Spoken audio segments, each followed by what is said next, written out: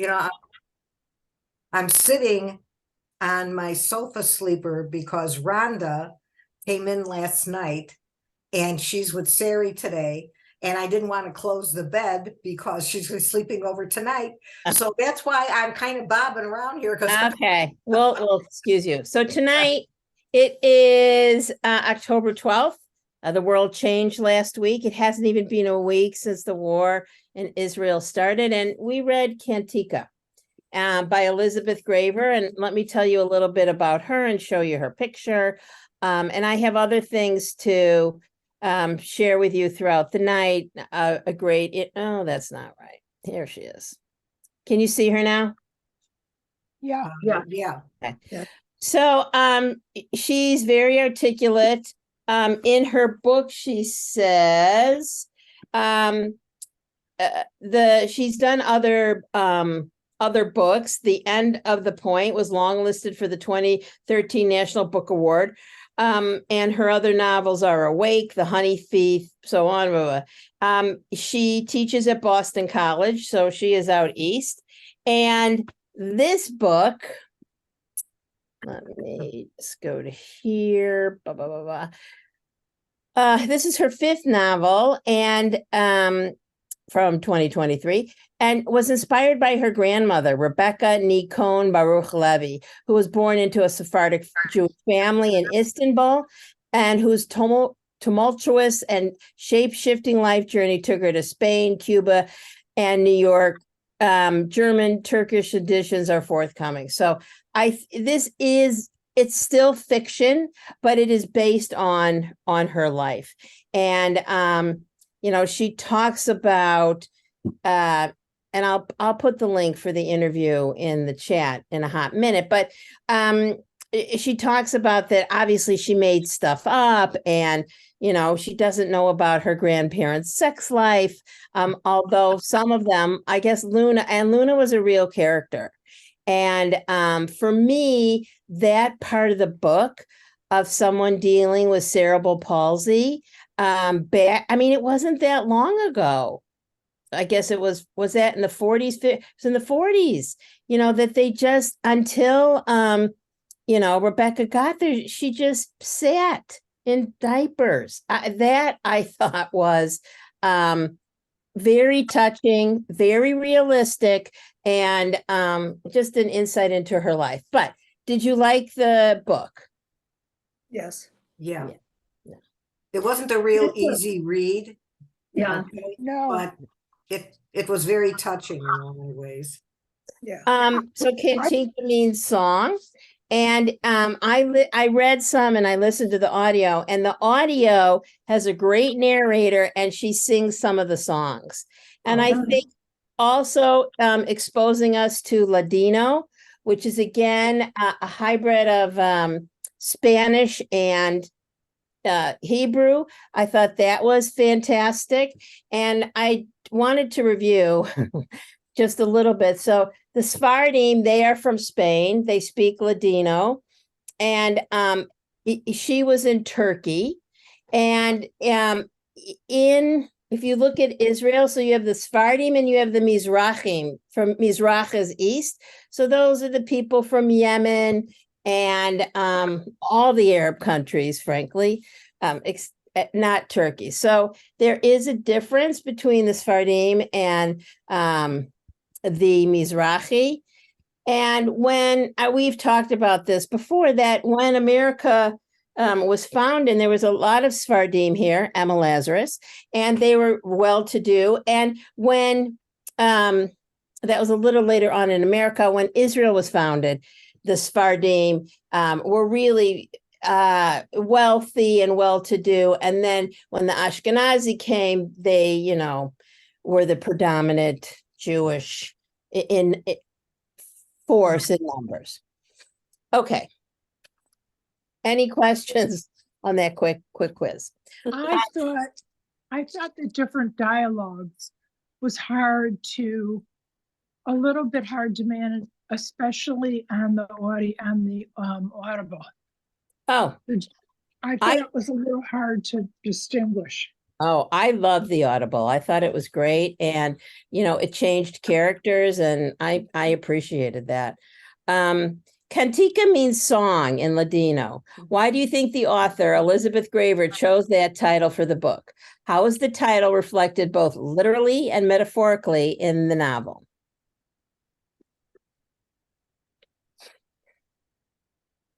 Well, I mean, Rebecca loved to a sing. song is someone's story.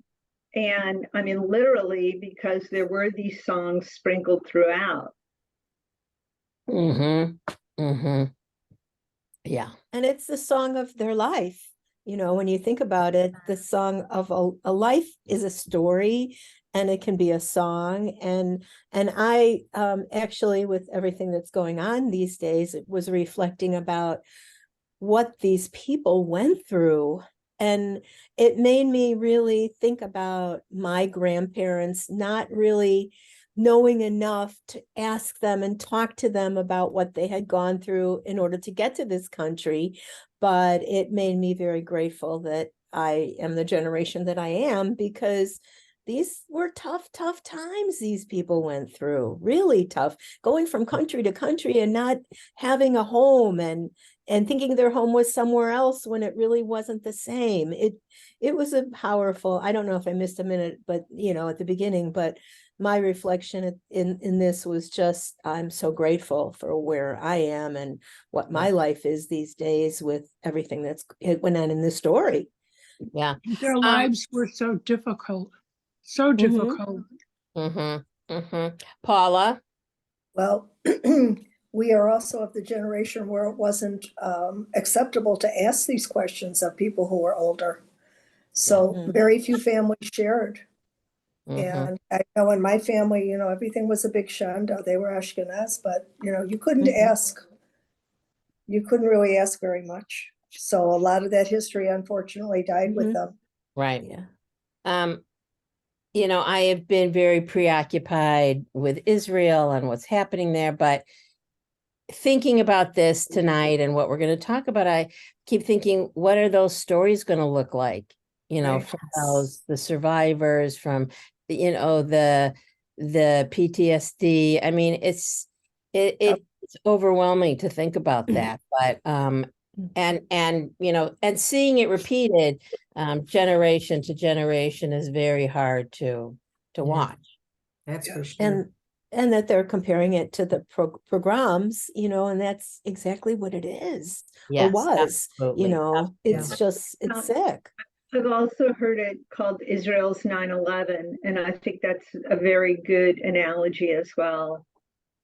And the only difference is when it was 9/11, not that many people were like celebrating Al Qaeda Right. and celebrating the death of New Yorkers as much as you're seeing celebrations of Hamas. And I like the metaphor to a pogrom, that they came in, killed everyone indiscriminately. Right. You didn't know they were coming, maybe in Just the because shadow. they were Jewish, and just because they were Jewish, Right. that Now, was the reason. they were also, I mean, they killed an Arab ambulance driver. There's a lot of people in Israel from the Philippines who are caregivers. They're That's true. Koreans. I mean, they just killed indiscriminately. So, There's a which again would have happened in a pogrom.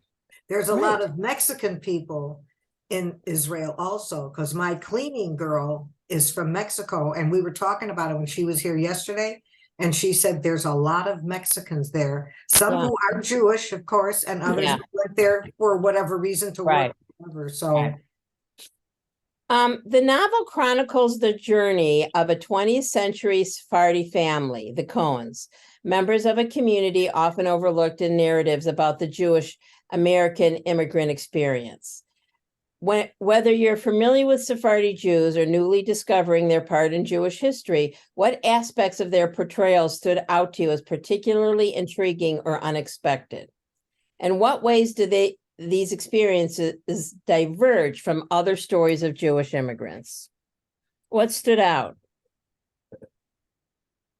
Stood out was that the family and the parents, they were, really close. and the decisions, who she was going to marry and who she was going to live with. I was struck by that. Mm-hmm. Do you think it's different than Ashkenazi immigrants? I think in some respects, Sephardics at one time were thought to be above the Ashkenazi, that they were a little more, I don't know what the right word is, but I am 1/4 Persian. Okay. My grandfather came here from Persia when he was a young boy because of the pogroms. When we were talking about pogroms, there were pogroms going on at the turn of the century in Persia. So he came here, he was 14, 15 years old. And I think a lot of the Sephardics just placed them above the Ashkenazi for some reason. You have to look at, who you're talking about, that they came with money. So people with money always, put people without money, below them. And, but eventually, especially in Israel, the tables turned. And the Ashkenazi held all the power in the government. The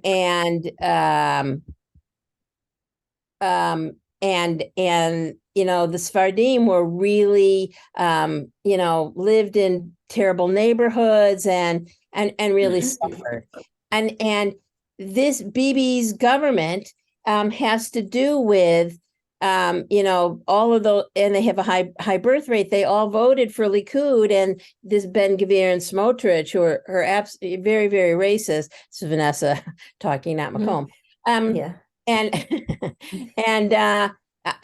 because of the balance of power. Evie. Wait, I'll unmute you. Go ahead. Yes, what struck us different, what I didn't know about was the difference when they described Shabbat. In terms of, like where we used to maybe lighting the candles and maybe some prayers, but the description there was more joyous and just kind of fun and games. Now, I was very close to my former manicurist, who I miss terribly, who was a Persian Jew, and her family, except for her, because I used to see, was very Orthodox. Uh-huh.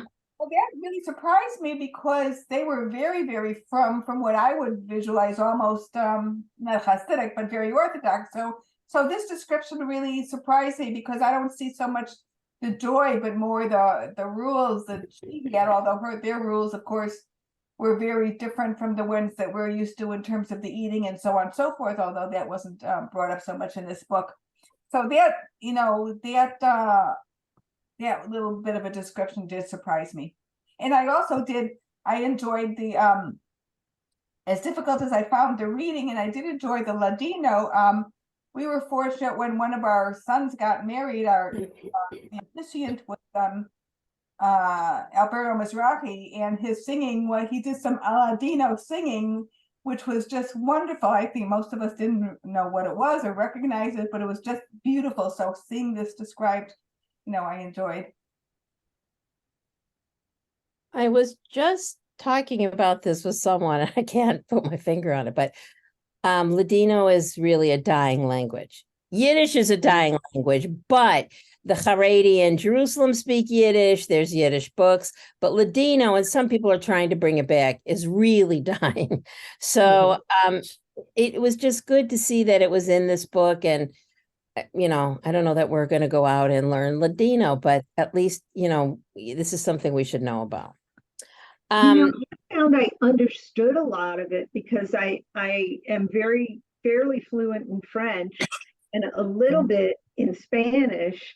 And since it's like a Romance language mixed in with Yiddish and Hebrew, there was a lot of it I understood and didn't need to look up or translate to understand what they were talking about. Great. Yeah. I think that their trajectory with Ladino mirrors, at least in my family's trajectory with Yiddish, that they spoke it as the secret language. They didn't want the kids. They wanted the kids to become American.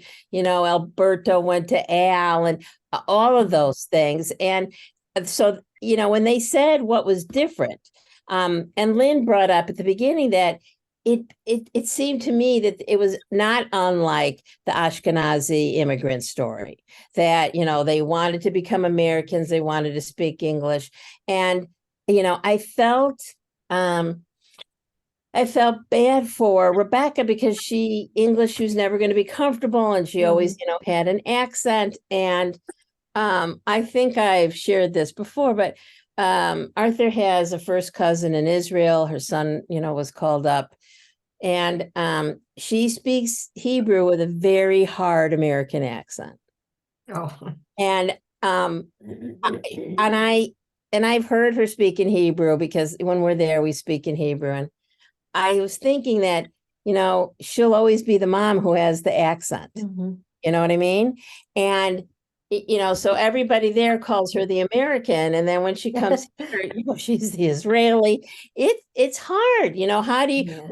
and I felt bad for the kids, you know, when they, you know, when they went to, even when they went to Spain, like David and Alberto, it was hard. Oh, here's another question.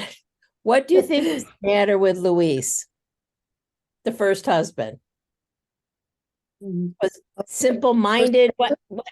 What's his diagnosis? Supposedly he had toxicity from the mustard gas in the war. Oh, yeah, that makes sense. What did you Yeah. say? Supposedly he World had War One. toxicity From from World being War One.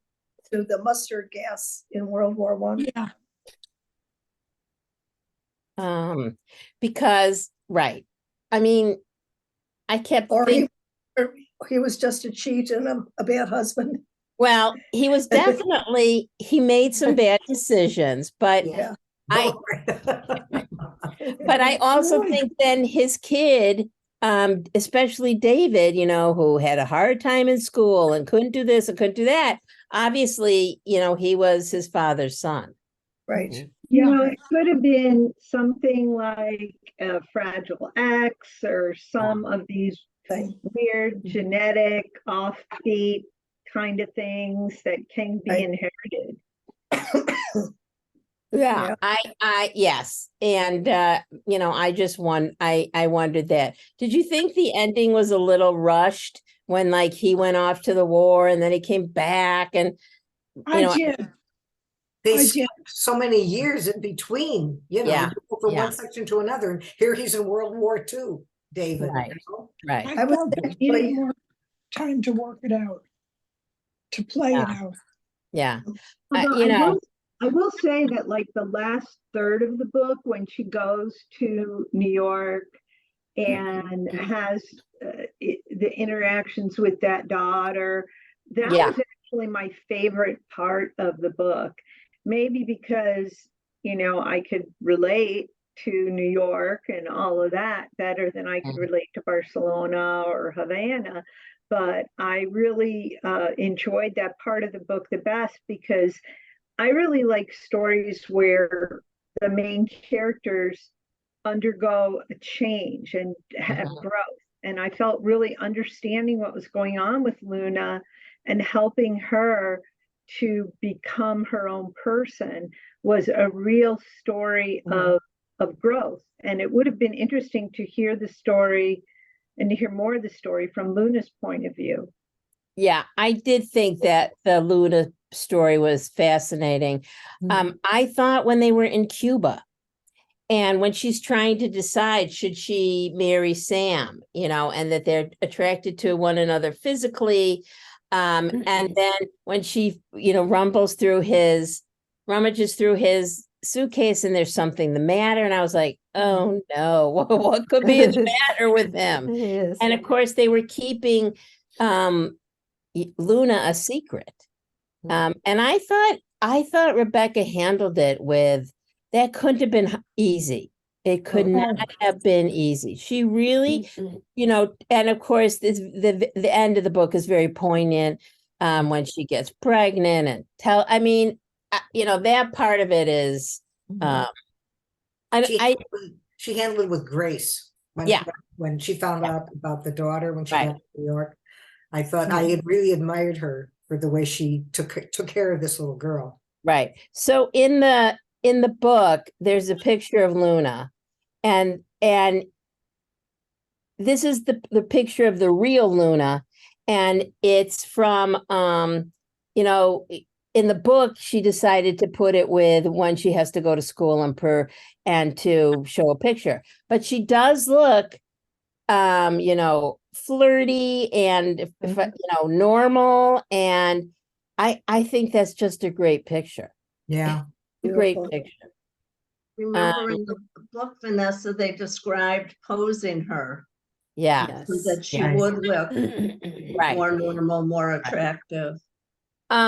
The other thing that I also kept thinking about, besides, you know, what happens when somebody has cerebral palsy, is that, Mhm. you know, here she was attracted to her husband and there's no birth control, or she wasn't using it or whatever, because she kept having children, you know, child after child. And, you know, her weight would, you know, she couldn't get her ring on. She couldn't get her ring off. It was, you know, reading this from a 2023 perspective, it, you know, at certain points can just take your breath away, things that we take for granted. Yes. You know. Yeah, they didn't have real measures of birth control back in those days. No, No. limited And options. right. And Yeah. they may have, but these are conservative families. Nobody wants to talk Nobody about talk it. about it. Yeah. Yeah, you don't want to go to a doctor and say, I need birth control. You know, and in most the countries that they were from, you know, Spain, they're Catholic.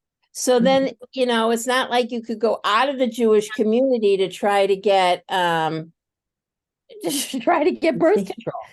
Yeah. So that part I found very fascinating. How do the different women in the novel, Rebecca, Sultana, Lika, Luna, and others, perceive and approach motherhood? Didn't you think what happened with Lika was so sad? Oh, that she lost her baby? Oh, yeah. But she gained a lot of weight. She was depressed. You know, she lost the baby. I think she must have known that, you know, Luna had cerebral palsy. Yeah. So how do you, They I'm don't come sorry, out and say Phyllis, that go in the ahead. book, do they? Do they come out in the book and say she had cerebral palsy? They don't give the diagnosis. They don't They- say it. They don't, but No. in the interview, she I listened to the hour interview with the author for you all. And I'll put it in the link if you want to, but she said they're cerebral palsy. And that's what I was guessing. Well, mean, The way it's described, it's pretty clear that that's what it Mhm. is, I think. Yeah. Merle? I once met a man who had cerebral palsy in Los Angeles, and he ran a bookstore where he sold only books about Hollywood movie stars and people who were in theater. It was a beautiful, tiny little bookstore. And he was so crippled, but he was so charming. It was if the only thing that was wrong with him was his body. His mind was wonderful. He had been married and divorced, and he had a girlfriend, and he said he was remodeling the kitchen for the girlfriend. He was able to earn money through the bookstore. So, I mean, everything we think about cerebral palsy, it just opened it up for me that it's just really a physical, awful disease. Oh, But the yeah. body can be perfectly healthy. Right, but the brain can still be there. And Right, she was I very worked smart. with somebody who you know, was in a wheelchair, but from the waist up, he was pretty normal. But then I also went to school at Northeastern, and there were people there with cerebral palsy who couldn't walk and couldn't speak. And that was what Luna was, which, you know, back in the day was pretty scary for somebody who didn't understand what that was all about. It depends how much it cripples the mind. Right. That But just she was very smart. Yeah, I don't think it crippled her mind. I don't But think it depends Well, on it the affects the individual. language. right, it affects the Yeah. language. Yeah. Your ability to speak. Right. Right, because it's the muscles. Yeah, Evie. In terms of the mother knowing, I mean, is it something that you could determine at birth that could tell if there was something was wrong, but would they know cerebral palsy that early? I think that they described her birth as being a forceps delivery. Yeah. And so if right. there's a lack of oxygen, there can be brain damage as well. Mhm. You know, they're all degrees of cerebral palsy. Yeah. And hers did not affect her intellect. Yeah. At the very, very beginning, I was wondering, like, is this polio? Because, Yeah. but they mentioned that it's not polio, I think, in the book, because They did. the mom won't let them go swimming at the swimming pool because she didn't want them to get polio. And Right. then I know people have told me they remember they couldn't go to the swimming pool. My mother said, because they're afraid of that. In the middle of the story, Rebecca and her family are the subject of a film. Why do you think the author included that brief episode? Any ideas? I think, you know, as the observer in the book, it was almost to make a spectacle of them, like he was showing off a prize dog or a prize pedigree of some kind, and we could show people what real Jews look like. And then he becomes a fascist, doesn't he, this photographer? Yeah, they said that in the book that he did. Yeah. And he got, you know, so were they a specimen to him? Maybe. Yeah. What does the film say about attitudes towards Jews in the episode? That could be it. And why do you think that Alberto, Rebecca's father, asked for land for a cemetery in exchange for cooperating with the filmmaker? Because there were no places for Jews to be buried. It was Yeah. all Catholic. The whole country was Mhm. Catholic. Yeah. So he wanted a place for Jewish people, even though there were Right. so few of them. I think he knew he wasn't going to leave and that he was going to need a final resting place. Agreed. Yeah. And I thought at the end, you know, when Rebecca went and they sent the boys, and, you know, she must have known she might not see her mother and her father, but, you know, her mother again. And that also was, to me, was very sad. And Breaking. yeah. Especially losing her mother. I think she was very, very close with her mother. And I Yes. think that really hit her very hard when her mother passed. Right. Yeah.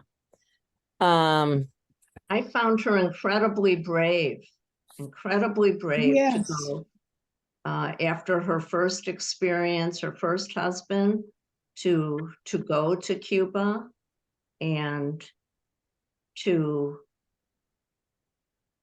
explore a possibility had to be, to me, almost inconceivable, not knowing what to expect, who to expect. How do you even evaluate Sam?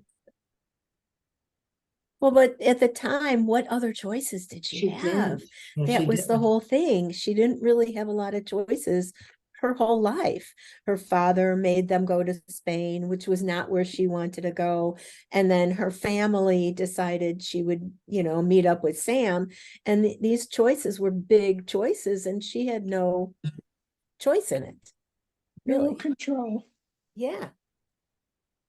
I thought the description of her on the boat over, when for the first time in however many years, she doesn't have any children, she doesn't have to go to work, and she just slept.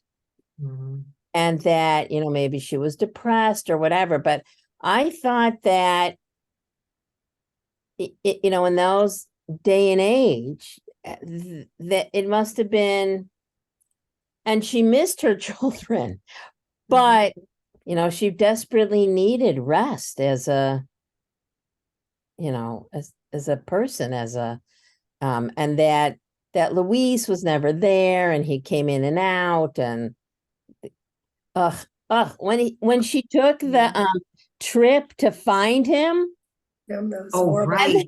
Oh my heavens! and they wouldn't tell her he was dead. Right. Oh my Yeah, really. God. Oh, and how long she had to stay there for months because the weather was so bad they couldn't get down the mountain. Oh my Mhm. God. Yeah. Yeah. She And was then- stuck. Right. This is the stuff I think about, is like, because one of them was still breastfeeding, like, how do they have diapers? Like, what happens? What, you know? Yeah. How do they clean their clothes? How do they have food? And that one couple befriended them, but that's not enough. That's just not enough. Describe how anti-Semitism impacts the family's life in Turkey and Spain, as well as the United States. Oh, they had to basically hide their identity, not say they were Jewish. Yeah. There's always the fear of, fear of being found out. Yep. Fear of being Yeah, attacked. she couldn't get a job with divulging the fact that she was Jewish. She had to change her name. Yeah. Yeah. So, what a way to live. My God, can you imagine that today?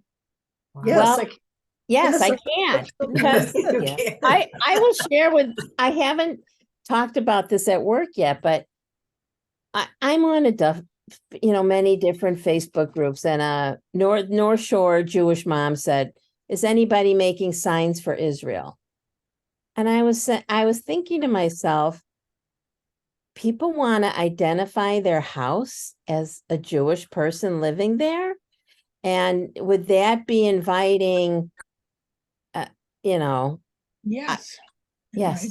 Yeah. I know people had issues with whether or not to go to Glencoe Oh, because rally. they had to Mhm. sign something.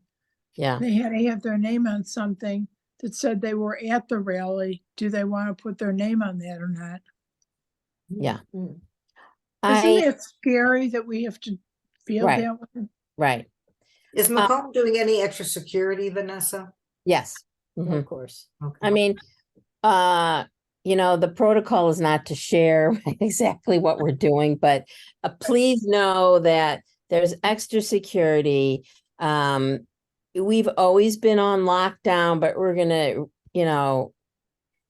there'll be even more attention when we let people in. And when we have a service or a meeting or whatever, there's extra security in the building. And so yeah. And then I don't know about we have a packed weekend. We have Cancer Awareness Shabbat tomorrow night. We have Torah study's not in the building, but we have a Beno mitzvah at 4:00 Saturday afternoon. Sunday morning is learning. I mean, it's packed, and I think that we're not we certainly are not canceling anything. And I think that that's what Hamas wants, for us to be scared and Cancel I'm sorry, what? and canceling everything. Yes. Yeah. Mhm. So, that doesn't mean we shouldn't be careful and watchful. And I was telling somebody this, I can't remember who I tell what, but, when I first started back in, 1984, I worked at Emmanuel and we did lock the doors. Why? Because we were Emmanuel's on Sheridan, in like East Rogers Park, and we'd have bums come in who just wanted to sleep or whatever and ask for a handout. But I went to my other, then I was at Judea Mitzvah, and then I was up, Lakeside by 89.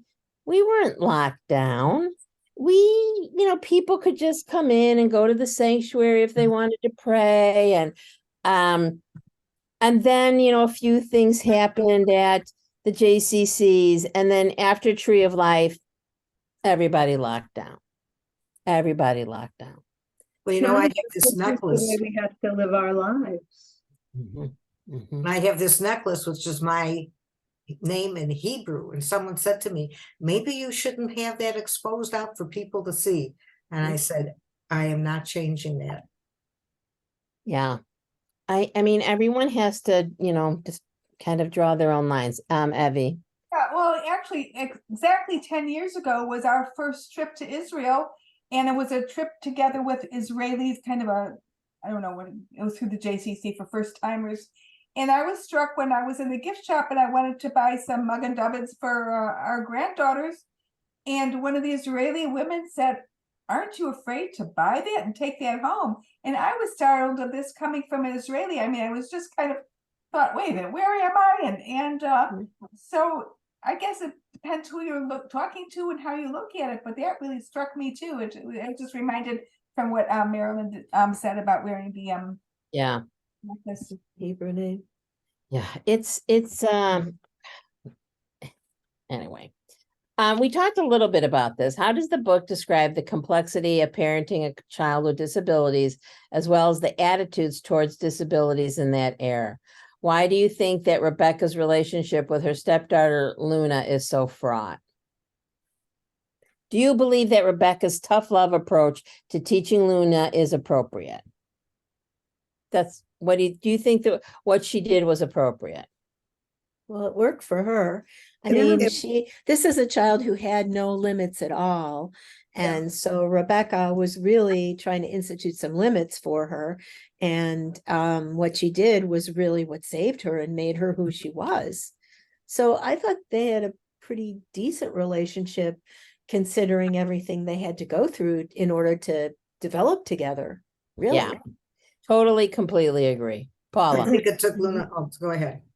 I also thought they had a very fine relationship until the end of the book, where Luna kind of rained on her parade and announced her pregnancy. And there was a great description of the mother-daughter yin and yang. And Yeah. I didn't really realize that the relationship had some areas as they did. You know, because I think she absolutely had to do that to bring out the best in their child, and that's what she did. And she did.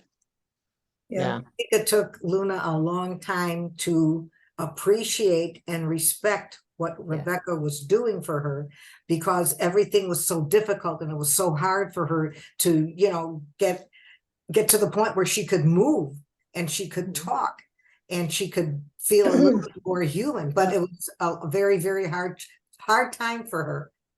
I thought physically. I thought the author's description of what was going on in Luna's mind in regards to new mother made her do this and new mother made her do that. Mhm. It was really, really very poignant. In the interview, and I'm going to put that in the chat now. Luna did have a son who I don't think lived. I mean, he lived, but he died young. And his name was Carl. And the family was, oh, that's not a Jewish name. There was nobody by that name. But when Elizabeth was the author was doing research, she found out that they went to this doctor, Dr. Carlson, and that's how he got his name.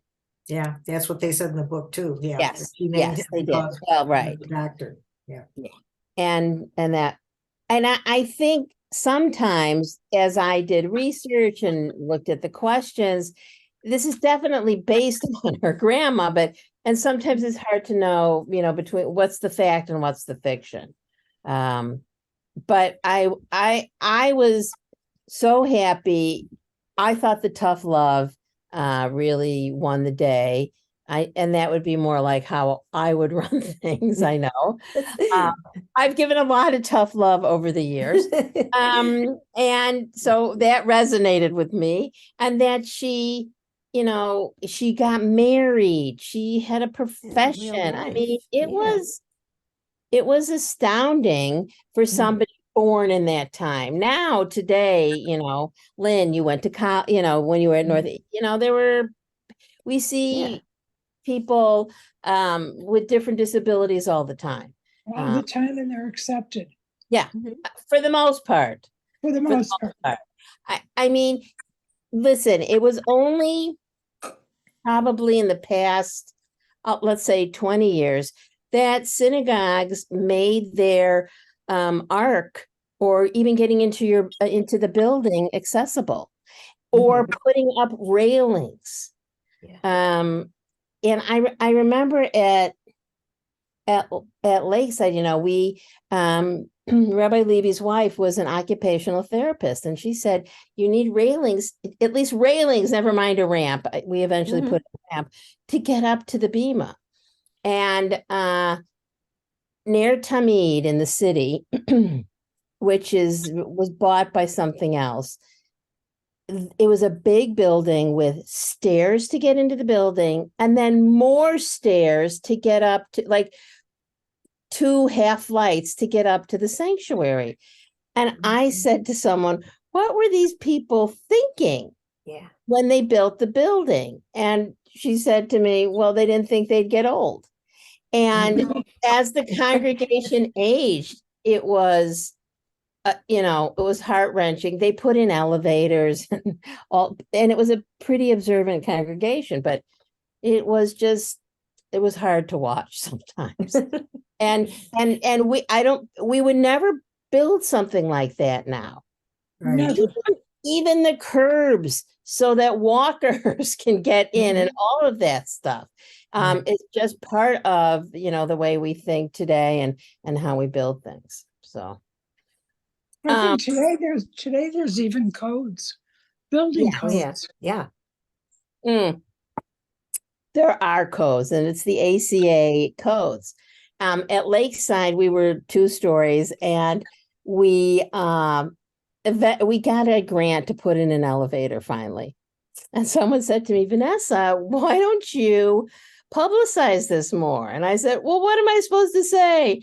30 years we weren't ACA, but now we are. Come on down. And they're like, oh, I didn't think about it that way. You can't say. But those laws weren't passed until like the 70s and 80s, really, because Yeah, that's but when we I was didn't- working for this medical equipment company, and I was very aware of it because I was working for a place that rented and sold wheelchairs and dealt with a lot of disabled people. And so it really is, it seems recent to me, but Yeah. But it I'm was older. still a Yeah. good 20, 30 years after that. Yeah, At Lakeside that yeah. we did it. And we once had a kid who broke a leg and an arm skiing. And we didn't have a toilet that was accessible. And the mom said she can't come. I said, and I didn't want to say, I said, yeah, she can't come. Because I didn't even have a toilet big enough for a wheelchair. When you think about that, it's hard to believe now because there are codes. And when we redid the bathrooms at Macomb, we put in all of that stuff. I don't know And if there was. I would just add that America is much better than like 80% of the countries. Oh, the world. The Yeah. world. Some Yes. countries who, let's say like the UK, they honor the war heroes. So if they don't have something accessible, they'll have big brawny people to take you, to schlep you to, Yeah. and Just what and everybody wants. right. And there's still so many things that are not accessible. Yeah. Yes, I know. Arthur had an aunt with MS, and just going out to a restaurant, was an ordeal. Could the wheelchair get in? Did they have an accessible bathroom? So, at least we're I moving know, in. but actually, Mitch, when he had his first knee replacement, we took him to Abby had gotten tickets for us to go see Les Mis. So we went down to the theater. The door, I dropped her off with him in the wheelchair. She couldn't get in the door because it wasn't a handicapped accessible door. She had to have somebody help her still in this day to get it, Yeah. So it's not even completely in this country because people are grandfathered in. I'm always scheduling these committee meetings in other cities, which include committee dinners. And one of our members is mobility impaired. And I always am having to ask, are you completely accessible? Because she can walk a couple steps, but she can't go up a flight of stairs. Yeah. And you'd be surprised. There was one hotel we were in DC where to get from the room they were serving breakfast in to the meeting room, she had to take 3 different elevators, and one of them could only be operated by management. So I didn't consider that very acceptable. In the acknowledgments, the author notes that she used her grandmother's migration stories inspiration we talked about, even using names of real family members for some of the characters. How do the blurred boundaries between fact and fiction impact your view of the book? Did it make you like it more or less? Well, I thought it I still loved felt, it yeah. based on family history. I thought it was an incredible family journey. Yeah, it was. And a little bit different, Holocaust adjacent, but not, that didn't Yeah. figure prominently in it. I Lynn. thought it felt very real. I think because she put those pictures in there. Yeah. So you felt that it was a Yeah. real story, even though you Mhm. knew it wasn't, Yeah. but it was Totally close. So, I think the pictures really helped. Merle, wait, let me go ahead and unmute. I thought it felt real. And I thought from the beginning where they described how the girls had to go to a Catholic school, even though they were Jewish, that Mhm. hit me so hard because my father's sisters had to go to a Catholic school in Poland. And they lived near Warsaw, in a little town. And my aunts told me they knew the catechism better than the Christians. And they made a big joke out of the whole thing. But they were forced to go to a Catholic school. I felt so bad for them. But the boys still learned Hebrew somehow after school secretly. They learned it. But it was just heartbreaking to think you had to go to a Catholic school. There was absolutely no choice. No So I choice. thought it felt real. I also thought that, in Turkey, and listen, the senior Alberto, and you notice she named her son Alberto. In the Sephardic tradition, you name after somebody who's alive. Right. And, they came from great wealth. They had the summer house. They had, he had the factory. His brother still had whatever. And so, it kept downsizing. And then they're in this, little apartment in Cambria Heights. Eventually, they get to a house, but I think that's got to be very, very difficult. And, everybody in the same room, it just can't be easy. Well, didn't the father, or wasn't he a pretty excessive gambler? I Yeah. think he lost a lot of the money with that, and then he wasn't paying attention to the business, and that's why that all fell apart. Yep. Yeah.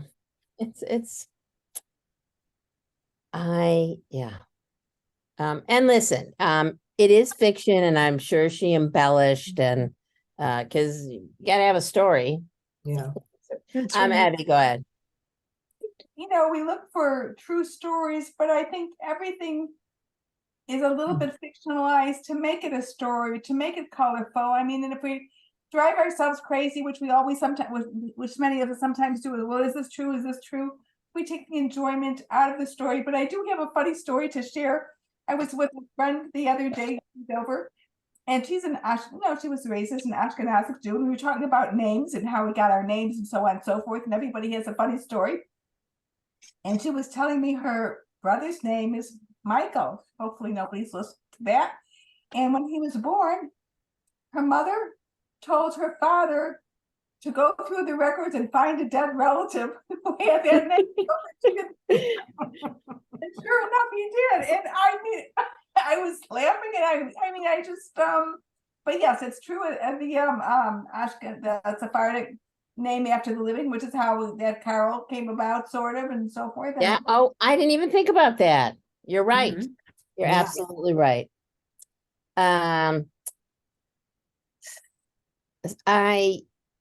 Something just crossed my thing. So we've only been on this Zoom for not even an hour, and Steve Scalise pulled his name out to be Yes, I considered saw that.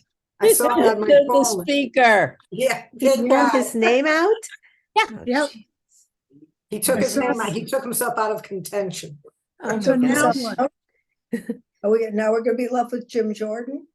Oh, Oh, God. God, I'll shoot myself. Yeah. Exactly. And listen, and as we're all ladies, we can vote, vote, vote. I mean, Yeah. first of all, Brad Schneider said beautiful things about Israel. Pritzker said beautiful things.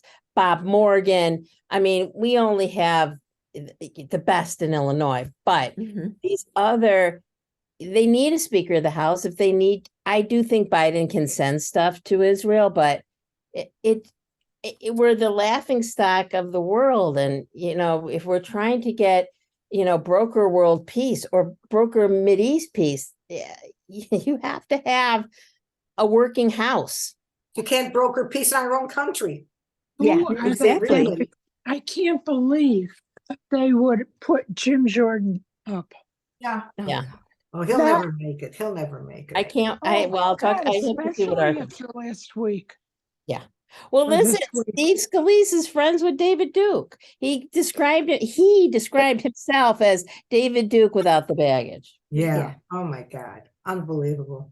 Oh, all right. I have one more question and then we have to do a little business here. But though Kantika ends in 1950, many of its concerns around forced migration or ideas of homeland, religious pluralism, and blended families are still with us.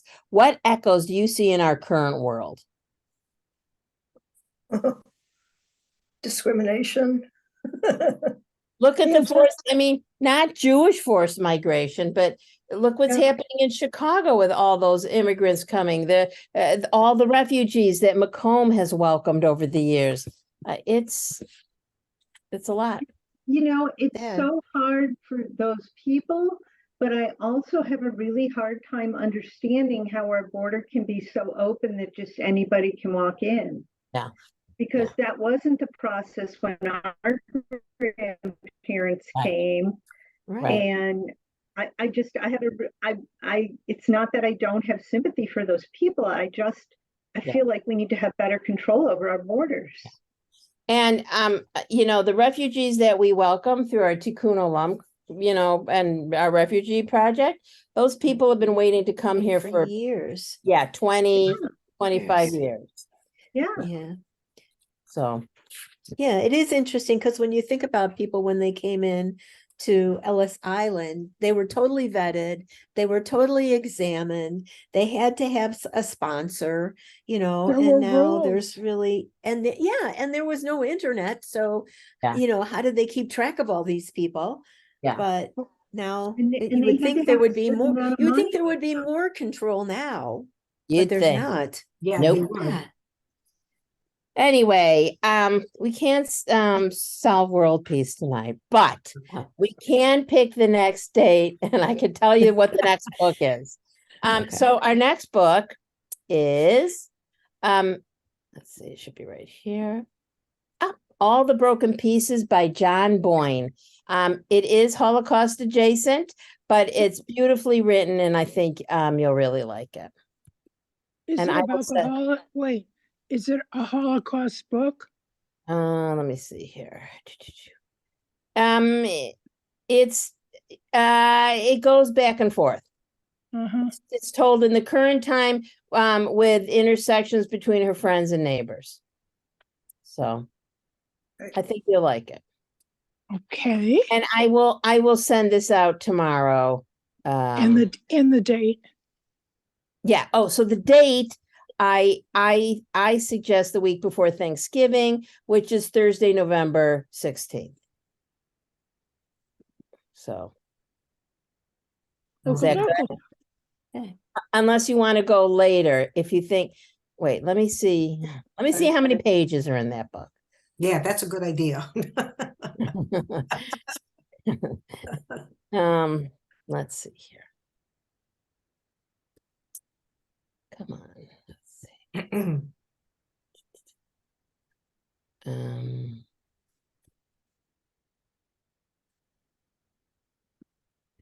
They're making me work for this here. Yeah, 399. Okay. You wanted to be sure to keep it under 400 Yes, for book clubs, apparently. I am sure. Three hundred and Anyhow, ninety-nine. a with here and a that here and Exactly. a Take it out, however take it out. here and Um, When was it unless, published? When was it published? 2022. Okay, because sometimes these newer books are really hard to get. Yeah, so I'm going to, I'm also going to send out, I know what books I want to do, but they've been just published. So I want to tell you that we'll do them later on this year, but one is the Golem in Brooklyn by Adam Mansbach. I know Elaine's read it. It's fantastic. He's going to be here on Sunday morning virtually on the 22nd. So come on down. And I'll put this all in our email, and then and we have a few other authors coming. I'll put that in our email. And the other book is James McBride's new book. Oh, James McBride is African American. He wrote The Color of Water, which I read a long time ago and love. Everybody did. So, but it just came out. Well, what's it? Wait, I'll tell you what it's called. Is I it don't know, the Mitch Heaven and handed Earth out. grocery store? Is that the name? Yes, yes. The Heaven and Growth. Yes, This was very good. Mhm. So I'll try to get those books out to you so that you can start reading them, and I maybe even place them on the calendar so other people can see. And we, is there yes. any interest in like going back to meeting in person? Thank you, Elaine. That was my next Volunteer as thought. tribute, I would be happy for folks to come over to my place. Thoughts? No, No. I'm sorry. I live in Long Grove. I'm not going to drive alone at night. No. So No, and as we get into I would do winter, I would do don't know. daytime. I would do daytime, but not nighttime. Yeah, I I'm- have some. I'm right there. Especially when it starts to get bad weather. Yeah. Yeah. I'm Yeah. happy to be in person, but the evening in the winter is not going to work for Yeah. me. Me either. And we do have some people who work. So, so that's Some fine. people Which is why very the day is far bad. away. And there's some people people who aren't don't. here. And some people who don't live here. Yeah, that's true. But somebody right. can always FaceTime me if I'm the outlier. Yes. Paula's done that for me for. Right. So are we doing this book the week before Thanksgiving then, or are we doing after Thanksgiving? What do you But think? so maybe we should put it, because that's a long book, and if you got to get a hold of it. So maybe we should do it the week after Thanksgiving, which is November 30th. We're still in November. Okay, why don't we do that? Okay. The 30th? Mhm. Uh-huh. Okay, great. And I'll send this all out to you tomorrow. Okay. Wonderful. Okay. So just a quick commercial. This week, Sunday is in person, Lox and Bagels. And Cantor J. O'Brien will be working with Susan Benjamin about Neil Diamond, the Hitman. So I think it's going to be a lot of fun. They're going to talk about Neil Diamond, play his music. I went to the Broadway show of Neil Diamond, and you don't realize how many songs he wrote, and he wrote Yeah. for people, and his life was a little whatever, but It's going to be virtual too, isn't it? it'll be Because streamed. I have a birthday party that day. Otherwise, I was going to come, but if I could do it virtually before, it might. Yeah, you can. It's streaming, but in all the links will be in your Macoma. Okay. And if you need anything, you know where to get us. There is a vigil next Tuesday night, 7 p.m. at Macomb. Solidarity with Israel. You're all invited, and it's been really just a difficult week for me personally, and Do you have family there? I do. Are I've- they safe at the Have you moment? heard from them? Are they okay? all the family's fine. But all the kids were, now I'm aging out. So it's Right. so all the grandkids have been called up. Oh, Oh, God. And, So- we go to camp every year. We go to Azrui, and, we establish all of these relationships with Israelis. So all the madrichim, all the counselors that I worked with this summer, they've, all been called up. What about the programs where the kids are studying? Are they sending them So, home, or are they staying? Don't tell anyone. EIE, Heller High, Moss, they just Yeah. brought the kids home. Good. Yeah, that's what I figured. Yeah. Yeah, and they a brought friend of those mine, kids home. Yeah, a friend of mine, daughter works for United Airlines. And she said that they're talking about United Airlines sending planes to Israel to bring back any Americans. Yes, Yeah. yes.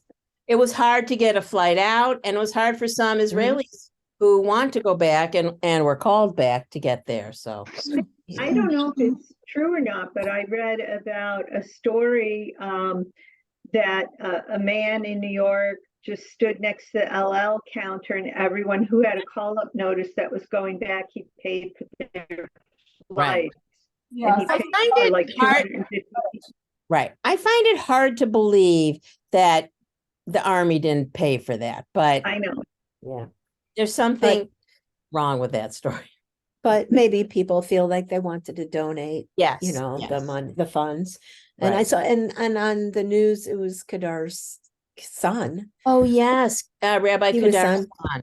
Right. got called back. So, yeah. So, and he's Yeah, he's 32.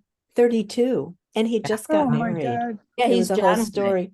Mhm. He's Well, they called Jono's him age? 300 they called him 360,000 reservists. So Yes. age, I think, is not a factor so much. It is. It is a factor. Usually they don't call anyone in their late 30s. And it depends what you do. Like they were Yeah. calling doctors and medical people through their 60s. Mm, Oh, okay. yeah, because they need the help with Yeah. that many people Right. injured. And you know, if Yeah. you're looking for kind of like the most non-political thing to give your money to, which the Ehrlichs will be giving your money to, is Magen David Again, Adom. yeah. Yeah. What are Yeah, you giving give money it to to? them. Magen Red David Cross. Adom. Yeah. The Jewish I'll Red send it Cross. tomorrow. It's the Jewish Red Cross, but you know, they're, you know, you saw everybody giving blood. I mean, it just Mhm. the amount. I mean, it's a small, you know, it's as big as New Jersey. I saw, Unbelievable. yeah, I talked to a woman there when I made a donation yesterday, and she said that she keeps getting all the information, what's going on, and she was telling me things, I'm sorry she told me, because some I know. horrific things that she was hearing. Yeah, it's And I terrible. did make a donation to that too. Good, good. Yeah. All right, be well. Okay. Shabbat Thank you, shalom. Vanessa. It's Okay, so Shabbat good shalom. seeing everyone. Yeah. Thanks Excellent very job. much, Vanessa. Mhm. Thank Bye. you for always. Okay. Bye. Bye. Bye.